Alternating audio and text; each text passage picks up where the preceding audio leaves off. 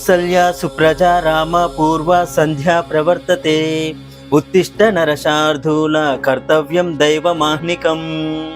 కౌసల్యా సుప్రజా రామ పూర్వ సంధ్యా ప్రవర్తతే ఉత్తిష్ట నరశార్ధూల కర్తవ్యం దైవమాహ్నికం అంటారు. అసలు సుప్రభాతం ఈ శ్లోకంతోనే ఎందుకు మొదలైంది అని మీరెప్పుడైనా ఆలోచించారా? కౌసల్య సుప్రజా రామ అంటే ఇక్కడ శ్రీరాముడు మేల్కోబోయే వ్యక్తి శ్రీరాముడిని మేల్కొల్పాలి.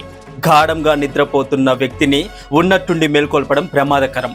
ఎటువంటి వ్యక్తి అయినా తన తల్లి పేరు విన్నంత చేతనే తన దృష్టిని తల్లి ప్రేమ వైపు తిప్పుతాడు. అందువల్ల మొదట తల్లి పేరును పలికారు కౌసల్య అని. అంతేకాకుండా ప్రత్యక్ష దైవమైన తల్లిని మొదట శ్రీరాముడికి గుర్తు చేస్తూ ఆ తర్వాత మేల్కోబోయే వ్యక్తి పేరు రామ అని పిలుస్తున్నాము. సుప్రజ అంటే మంచి బిడ్డవు అని అర్థం. పూర్వ సంధ్యా ప్రవర్తతే అంటే తెల్లవారుతోంది, ఇంకా సూర్యుడు ఉదయించలేదు, ఉదయించడానికి